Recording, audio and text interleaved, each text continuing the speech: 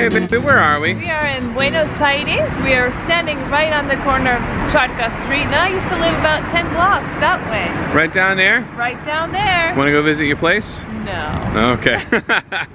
Are you having a good time in Buenos Aires? No, we have a playground. You gonna go to a playground? Yeah. Let's go! Let's go to the playground! So this is the street my friend used to live off of. What friend? I can't think of her name. Don't do that. She's a good-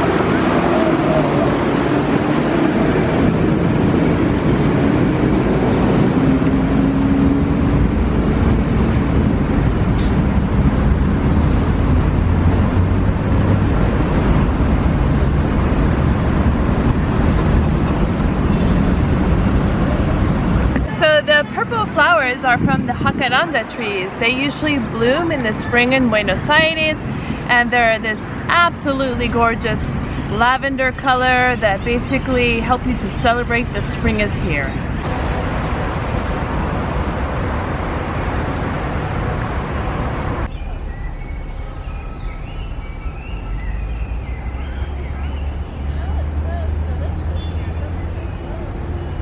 So Sarah, how did you end up moving to Argentina? Oh, good question. Well, I got a scholarship to come here through Rotary, and it was called the Rotary Ambassadorial Scholarship.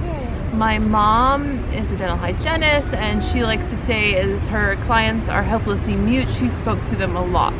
And so she had two clients who were part of Rotary clubs and thought that her description of me sounded very fitting, that I was a good student, that I did a lot of volunteer work, that I spoke Spanish, and they suggested me for it, and I applied for 2 years in a row. The second year I got it. Ironically, Buenos Aires, the University of Buenos Aires specifically, was the last place on my list of selections, and what can I say, it was meant to be.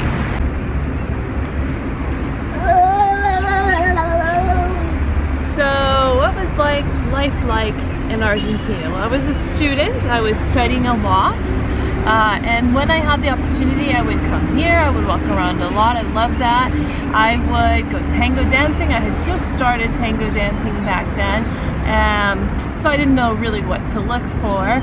I would just try to explore my surroundings, and I spent a lot of the weekends actually traveling outside of Buenos Aires.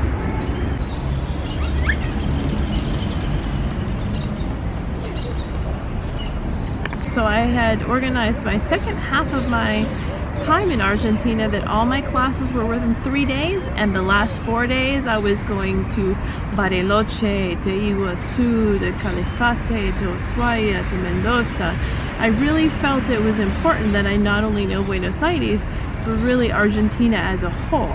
You know, I tell people who dance tango, come to Buenos Aires and tango, of course, but don't tango, go. Go also and relax, and go and enjoy the city, and go and see what it has to offer, so that you understand about the culture that you're dancing, because tango is part of the culture. So when you were studying, where did you go in this park? Well, sometimes right here in this bench, sometimes in those others. There's a couple of areas that have just flat green spaces, and in that case I would oftentimes just bring a blanket and all my books, and again, at that time there were cats running all over, and they would just crawl up onto my blanket and snuggle up and keep me company as I studied. Go find a really cool stick. Oh no. Yeah, go find a really cool stick for mommy. Okay. You hold that for me. Okay, I will. The University of Buenos Aires is not just one building or campus like I was very used to at the University of Florida. It's buildings all over the city and really all over the province. There was one class I had in a sede, which is like a little building in the outskirts of, and I had to walk, I had to take the subway, I had to take 2 buses to get there, and thank goodness I only went there once or twice a week, because it was a trip just to get out there. Most of my other fellow Rotarians were studying at private institutions, so they got a very different feeling in interacting with locals than I did. And I was influenced just as the locals were when there were gas outages. We were there suffering together, drinking our mate with our scarves, trying to stay warm. Or maybe there were strikes going on.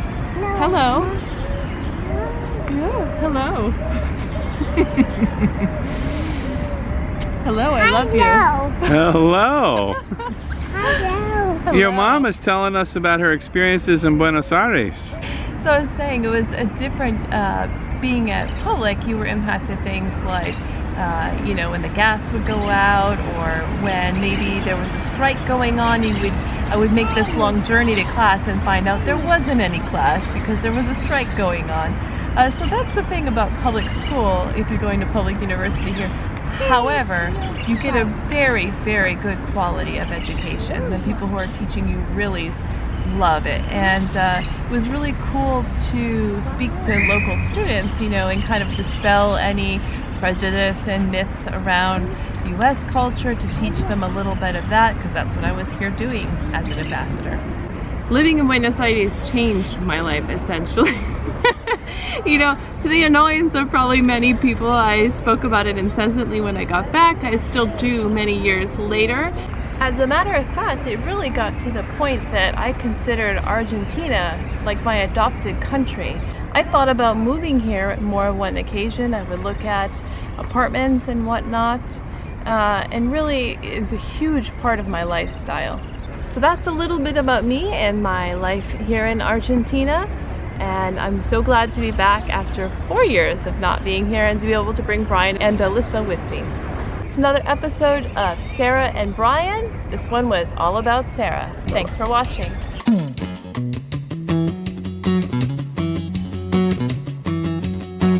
So I did about 3 months in go through that little bit of cultural shock, which I was surprised about because I'm pretty well traveled even up to that point. And then I realized what it was, that, in Florida I was known as Sarah, the occupational therapist who does this volunteer work, who did this kind of church thing, who was involved in these activities, and I didn't have that. So essentially I had to find what are my roles, routines, habits going to be in Buenos Aires. And once I kind of figured that out, I felt much more at home.